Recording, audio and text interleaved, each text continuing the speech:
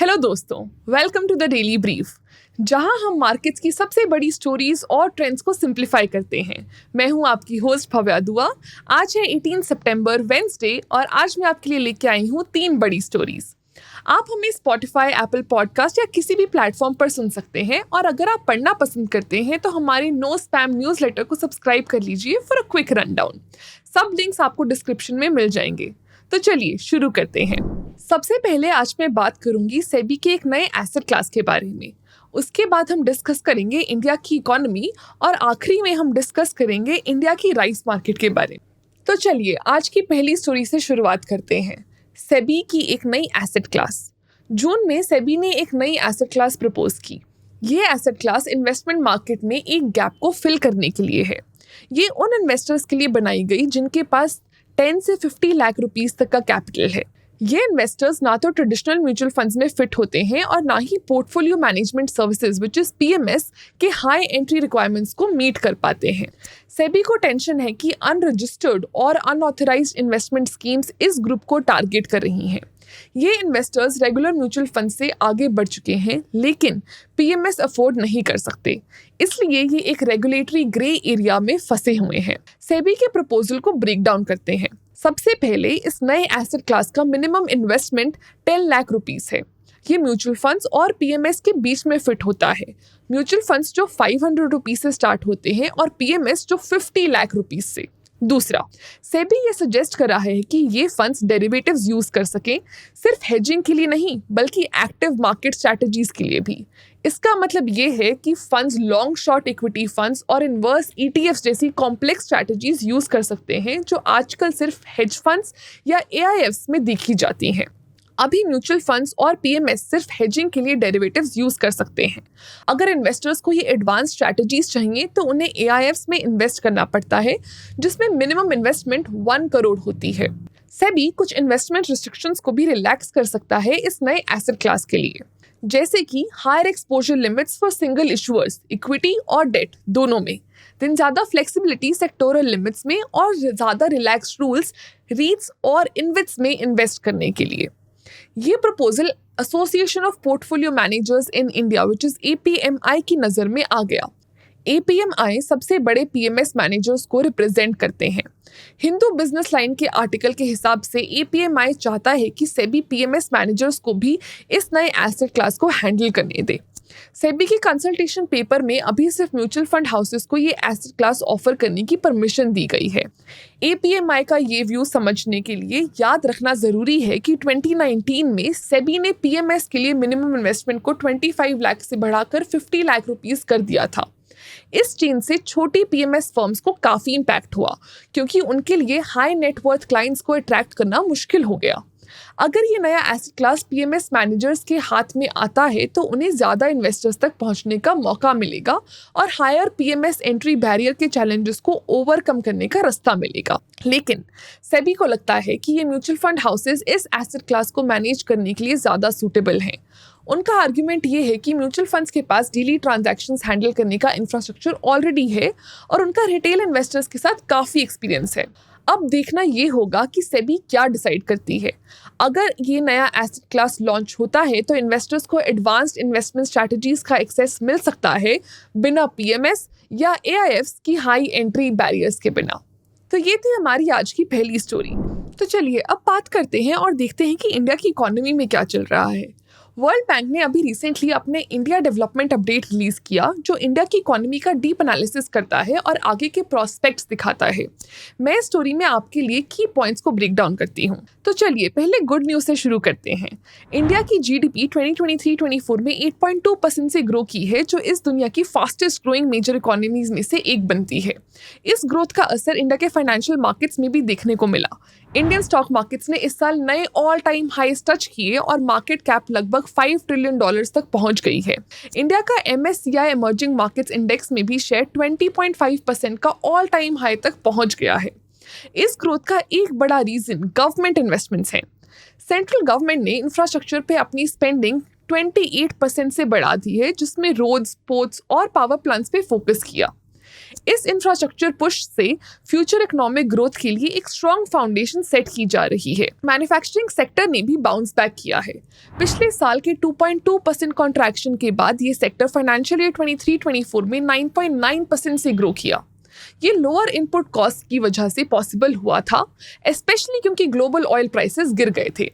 Manufacturing growth का major part construction और electronics से आया। इन सेक्टर्स को पब्लिक इंफ्रास्ट्रक्चर इन्वेस्टमेंट और राइजिंग डोमेस्टिक डिमांड से भी बूस्ट मिला था। सर्विसेज सेक्टर स्पेशली आईटी और फाइनेंस हमेशा की तरह स्ट्रॉन्ग रहा।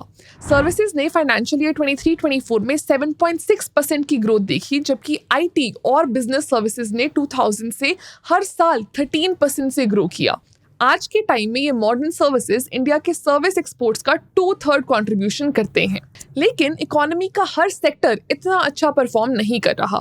एग्रीकल्चर, जो रूरल लाइवलीहुड्स के लिए एक क्रूशियल सेक्टर है, ने काफ़ी चैलेंजेस फेस किए। एग्रीकल्चरल ग्रोथ 1.4% तक गिर गई, जबकि पिछले साल ये 4.7% थी। ये फॉल मेजरली बारिश की वजह से देखने को मिली। आज भी ये सेक्टर क्लाइमेट फैक्टर्स पे काफ़ी डिपेंड करता है। लेकिन इस साल अब तक मॉनसून्स अच्छे रहे हैं, तो उम्मीद है कि ग्रोथ रीबाउंड करेगी। इस एग्रीकल्चरल स्लोडाउन का ब्रॉडर इकोनॉमी पे असर पड़ा है। प्राइवेट कंजम्पशन, जो इंडिया के जीडीपी का 60% ड्राइव करती है, फाइनेंशियल ईयर 23-24 में 6.8% से 4% तक गिर गई। रूरल इनकम्स के कम होने से हाउस होल्ड स्पेंडिंग पे भी असर पड़ा था। लेकिन लास्ट क्वार्टर में कंजम्पशन ग्रोथ में थोड़ा अपटिक देखा गया। अब देखना होगा कि ये शॉर्ट टर्म चेंज है या एक स्ट्रॉन्ग रिबाउंड की शुरुआत। हाई फ्रीक्वेंसी डेटा जैसे air travel, passenger vehicle sales, FMCG sales और सीमेंट कंजम्पशन देखें तो अर्बन कंजम्पशन स्लो हो रही है और रूरल कंजम्पशन पिकअप कर रही है। नेट इम्पैक्ट अभी देखना बाकी है। अगर इन्फ्लेशन देखें तो हेडलाइन इन्फ्लेशन फाइनेंशियल ईयर 23-24 में 5.4% तक आ गई, लेकिन food inflation Q1 of financial year 24-25 में 8.9% थी। फिर वापस जुलाई 2024 में 5.4% हो गई थी। ये price fluctuations house hold budgets specially lower income families के लिए प्रेशर्स क्रिएट करते हैं। अब फ्यूचर आउटलुक देखें तो इंडिया की इकोनॉमी फाइनेंशियल ईयर 24-25 में 7% से ग्रो करने की उम्मीद रखती है। कुछ इंपॉर्टेंट फैक्टर्स इस पॉजिटिव आउटलुक को सपोर्ट करते हैं, जैसे कि रिसेंट ईयर्स में पब्लिक इन्वेस्टमेंट के एक्सपेंशन से कॉर्पोरेट इन्वेस्टमेंट्स बढ़ने की भी उम्मीद है। एग्रीकल्चर की रिकवरी और इन्फ्लेशन के गिरने से प्राइवेट कंजम्पशन ग्रोथ को बूस्ट मिलने की उम्मीद है। साथ ही सर्विसेज सेक्टर स्पेशली आईटी और बिजनेस सर्विसेज अभी भी स्ट्रॉन्ग ग्रोथ देख रहे हैं। अगर आगे का लॉन्ग टर्म देखें तो इंडिया की जीडीपी $3.5 ट्रिलियन से डबल होकर 2030 तक $7 ट्रिलियन हो सकती है और इंडिया दुनिया की 3rd लार्जेस्ट इकोनॉमी बन सकती है। इंडिया का डेमोग्राफिक डिविडेंड कम से कम 2055-56 तक कंटिन्यू करने की उम्मीद है और 2041 तक वर्किंग एज पॉपुलेशन का शेयर 59% तक पहुंचने का चांस है। मिडिल क्लास भी फास्ट ग्रो कर रहा है, जो 1995 से हर साल 6.3% के रेट से बढ़ रहा है और अब तक पॉपुलेशन का 1/3 बन चुका है। दिस लुक्स ऑप्टिमिस्टिक, लेकिन चैलेंजेस भी हैं, स्पेशली जॉब क्रिएशन में। स्ट्रॉन्ग इकोनॉमिक परफॉर्मेंस के बाद भी एक्सपोर्ट्स और एम्प्लॉयमेंट के बीच का लिंक कमजोर हो गया है। एक्सपोर्ट रिलेटेड जॉब्स का शेयर टोटल डोमेस्टिक एम्प्लॉयमेंट का 9.5% से गिरकर 2020 तक 6.5% हो गया है। इंडिया के एक्सपोर्ट्स अब कैपिटल इंटेंसिव और स्किल इंटेंसिव सेक्टर्स की तरफ शिफ्ट हो रहे हैं। ये सेक्टर्स जैसे आईटी सर्विसेज, फार्मास्यूटिकल्स और एडवांस्ड मैन्युफैक्चरिंग इकोनॉमिक ग्रोथ को कंट्रीब्यूट करते हैं, लेकिन ये लेबर इंटेंसिव इंडस्ट्रीज के कंपैरिजन में कम जॉब्स जनरेट करते हैं। इस शिफ्ट की वजह से स्ट्रॉन्ग एक्सपोर्ट ग्रोथ के बाद भी जॉब्स में प्रोपोर्शनल ग्रोथ नहीं दिख रही। इंडिया के लिए चैलेंज ये है कि वो अपने एक्सपोर्ट बास्केट को डाइवर्सिफाई करे और लेबर इंटेंसिव सेक्टर्स जैसे टेक्सटाइल्स, अपैरल, लेदर और फुटवेयर में भी फोकस लेके आए। ये इंडस्ट्रीज जॉब क्रिएटर्स रही हैं, स्पेशली विमेन और लेस स्किल्ड वर्कर्स के लिए। लेकिन इन सेक्टर्स में इंडिया का ग्लोबल शेयर गिर रहा है। 2013 में अपैरल, लेदर, टेक्सटाइल्स और फुटवेयर सेक्टर्स में इंडिया का शेयर 4.5% था, जो 2022 तक गिर के 3.5% हो गया है। ये एक बड़ी अपॉर्चुनिटी है जो ग्लोबल सप्लाई चेन शिफ्ट्स की वजह से इमर्ज हो रही है। जैसे जैसे चाइना बढ़ते वेजेस की वजह से स्लो स्किल मैन्युफैक्चरिंग से निकल रहा है, एक मार्केट गैप ओपन हो रहा है। लेकिन बांग्लादेश और वियतनाम जैसे देश इस अपॉर्चुनिटी को जल्दी पकड़ रहे हैं।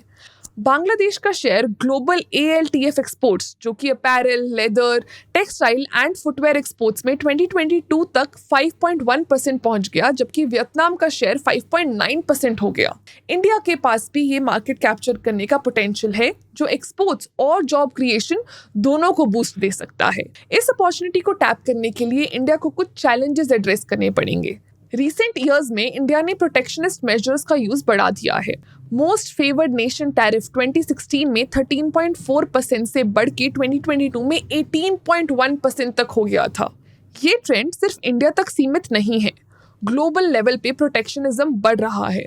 2023 में लगभग 3000 नए ट्रेडिंग डिस्टॉर्टिंग मेजर्स इम्पोज किए गए, जो 2019 के कंपैरिजन में 3 गुना ज्यादा हैं। इंडिया के प्रोटेक्शनिस्ट मेजर्स डोमेस्टिक इंडस्ट्रीज को प्रोटेक्ट करने के लिए हैं, लेकिन शायद ये इंडिया की ग्लोबल वैल्यू चेन्स में फुल्ली इंटीग्रेट होने की एबिलिटी को रोक रहे हैं। पिछले एक डिकेड में इंडिया का GVCs में पार्टिसिपेशन गिर गया है। स्पेसिफिकली इंडिया के एक्सपोर्ट्स में इंपोर्टेड इनपुट्स का यूज 2010 में 25% से गिरकर 2020 तक सिर्फ 15% हो गया। ये फॉरेन इनपुट्स का यूज कम होने से टेक्नोलॉजी ट्रांसफर, प्रोडक्टिविटी इंप्रूवमेंट्स और जॉब क्रिएशन की अपॉर्चुनिटीज मिस हो रही हैं। ग्रोथ के बाद भी इंडिया को फॉरेन इन्वेस्टमेंट उतनी नहीं मिल रही जितनी बाकी इमर्जिंग इकोनॉमीज को मिल रही है, लेकिन इसका मतलब फ्यूचर में ज़्यादा इन्वेस्टमेंट के लिए पोटेंशियल भी है।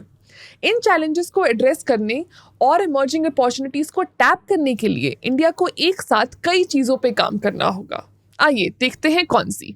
एक्सपोर्ट्स को ज़्यादा लेबर इंटेंसिव सेक्टर्स में डाइवर्सिफाई करना होगा और high value skill intensive industries को सपोर्ट करना होगा। ट्रेड बैरियर्स, चाहे टैरिफ या नॉन टैरिफ हो, उनको कम करना होगा ताकि कंपेटिटिवनेस और ग्लोबल वैल्यू चेन्स में इंटीग्रेशन बढ़ सके। स्किल्स डेवलपमेंट पे फोकस करना होगा ताकि वर्कफोर्स को लेबर इंटेंसिव और हाई स्किल जॉब्स के लिए प्रिपेयर किया जा सके। लॉजिस्टिक्स और ट्रेड फैसिलिटेशन को इम्प्रूव करना होगा ताकि एक्सपोर्ट कॉस्ट कम हो सके। ट्रेड अग्रीमेंट्स और रीजनल इंटीग्रेशन ऑप्शंस को रीवैल्यूएट भी करना होगा ताकि मार्केट एक्सेस एक्सपैंड हो सके। बट जितनी दूर तक हम आ चुके हैं, मुझे पूरा विश्वास है कि सही पॉलिसीज के साथ इंडिया अपनी ग्रोथ को हेल्दी पेस पे कंटिन्यू कर सकता है। तो ये थी इंडिया की इकोनॉमी की कहानी। बट अब देखते हैं आज की आखिरी स्टोरी में कि इंडिया की राइस मार्केट हेडलाइंस में क्यों आ रही है और इससे आपको कैसे फर्क पड़ता है। देखो, इंडिया में राइस एक स्टेपल फूड है और हमारे क्लाइमेट और फार्मिंग प्रैक्टिसेस की वजह से हम दुनिया के सबसे बड़े राइस प्रोड्यूसर्स और एक्सपोर्टर्स बन गए हैं। बासमती राइस की बात करें तो इंडिया के पास ग्लोबल बासमती मार्केट का 80% से ज़्यादा शेयर है। हमारा बासमती मिडिल ईस्ट, यूरोप और US जैसे प्लेसेस में काफ़ी पॉपुलर है। सिर्फ पिछले साल ही हमने 5 मिलियन टन से ज़्यादा बासमती एक्सपोर्ट किया था, जो अराउंड $6 बिलियन का था। इंडिया में राइस प्रोडक्शन और कंजम्पशन का स्केल इतना बड़ा है कि अगर पॉलिसी या मार्केट में थोड़ा भी शिफ्ट होता है तो ग्लोबल मार्केट्स में भी रिपल इफेक्ट आता है, और अभी ऐसा ही हो रहा है। आइए मैं समझाती हूँ। पिछले साल कम रेनफॉल और चैलेंजिंग वेदर कंडीशंस की वजह से इंडिया की राइस प्रोडक्शन पे असर पड़ा। राइस की अवेलेबिलिटी कम हो गई, जिससे प्राइसेस बढ़ने का डर था। इस प्रॉब्लम को सॉल्व करने के लिए इंडियन गवर्नमेंट ने जुलाई में नॉन बासमती वाइट राइस के एक्सपोर्ट्स पे बैन लगा दिया। इससे ज़्यादा राइस इंडिया में रहते और प्राइसेस स्टेबल हो सकते थे। पहले हम लोकल सप्लाई को प्रायोरिटी देना चाहते थे और फिर एक्सपोर्ट्स, लेकिन अच्छी इंटेंशंस के बावजूद इस मूव से कुछ प्रॉब्लम्स भी आ गई। राइस एक्सपोर्टर्स ने एक लूप होल ढूंढ लिया। उन्होंने नॉन बासमती राइस को बासमती के नाम पे लेबल करके एक्सपोर्ट करना शुरू कर दिया। इस वजह से cheaper rice varieties premium basmati के नाम पे बेची जा रही थी। इससे सिर्फ एक्सपोर्ट रूल्स की वायलेशन ही नहीं हुई, बल्कि पूरी मार्केट डिसरप्ट हो गई। ग्लोबल मार्केट्स में ऐसा राइस फ्लड हो गया जो असल में बासमती नहीं था, जिससे प्राइसेस इंडिया और अब्रॉड दोनों ही जगह डिस्टॉर्ट हो गए। तो अक्टूबर 2023 में गवर्नमेंट ने एक्शन लिया। उन्होंने बासमती के मिनिमम एक्सपोर्ट प्राइस MEP को $1200 पर टन से कम करके $950 पर टन कर दिया, ताकि मिसलेबलिंग बंद हो सके। ऑब्जेक्टिव ये था कि बासमती एक्सपोर्ट्स कंपेटिटिव रहें और गलत लेबल वाले राइस का फ्लो कम हो। अब रिसेंटली गवर्नमेंट ने एक और स्टेप लिया है और बासमती एक्सपोर्ट पे से MEP कंप्लीटली हटा दिया। ये डिसीजन शायद अभी इसलिए लिया गया क्योंकि अभी सितंबर टू अक्टूबर में राइस हार्वेस्ट सीजन है, क्योंकि जब फ्रेश सप्लाई मार्केट में आती है तो ओवर सप्लाई की वजह से प्राइसेस क्रैश होने का डर होता है। लेकिन इस सब से मुझे और आपको क्या? देखो, ये इसलिए इम्पोर्टेंट है क्योंकि राइस प्राइसेस का चेंज सबको इफेक्ट करता है, फार्मर्स, एक्सपोर्टर्स और हम जैसे कंज्यूमर्स। एक्सपोर्टर्स के लिए कम रिस्ट्रिक्शंस का मतलब है कि वो ज्यादा बेच सकते हैं और ग्लोबली कंपेटिटिव रह सकते हैं। फार्मर्स के लिए उनके क्रॉप्स पे फेयर प्राइस कमाने का मौका है और हम जैसे कंज्यूमर्स के लिए ये फूड प्राइसेस को अफोर्डेबल रखता है। हम सब तो इन चीज़ों को अपने अपने पर्सपेक्टिव से देखते हैं, लेकिन गवर्नमेंट को सबकी ज़रूरतें बैलेंस करनी पड़ती हैं और एक मिडिल ग्राउंड ढूंढना पड़ता है जो ज़्यादा पॉपुलेशन के लिए बेनिफिशियल हो। तो ये थी हमारी आज की आखिरी स्टोरी, बट आज का डेली ब्रीफ एंड करने से पहले हम दोबारा से आपको कुछ टिडबिट्स बताएंगे। नंबर 1, जिंदल स्टील ओडिशा में स्टील प्रोडक्शन में ग्रीन हाइड्रोजन को इंटीग्रेट कर रहा है। इसका एम कार्बन इमिशंस को कम करना है। उनका प्लान है कि वो 2025 तक 4500 टन एनुअल कैपेसिटी का और 36,000 टन ऑक्सीजन अंगुल स्टील वर्कर्स को सप्लाई करेंगे। ये स्टेप जिंदल को सस्टेनेबल स्टील में लीडर बनाने की तरफ ले जा रहा है। नंबर 2, अडानी एंटरप्राइजेस और विल्मर इंटरनेशनल अडानी विल्मर का 13% स्टेक बेच रहा है, जो $736 मिलियन का है, ताकि 25% पब्लिक शेयर होल्डिंग लॉ को मीट कर सके। इससे एडिबल ऑयल मार्केट्स लीडर के लिए लिक्विडिटी इंप्रूव होगी। नंबर 3, सैमसंग का श्री परमबदूर फैसिलिटी में वर्कर्स वेजेस और वर्किंग कंडीशंस को लेकर स्ट्राइक पर हैं। वर्कर्स अगले 3 सालों के लिए 25,000 रुपीज से बढ़ाकर 36,000 रुपीज मंथली वेजेस चाहते हैं। इसका सैमसंग की प्रोडक्शन और इंडिया में मार्केट शेयर पे इम्पैक्ट हो सकता है। ये थी आज की बड़ी कहानियाँ। मैं हूँ आपकी होस्ट भव्या दुआ और ये था आज का डेली ब्रीफ। मिलते हैं अगले एपिसोड में।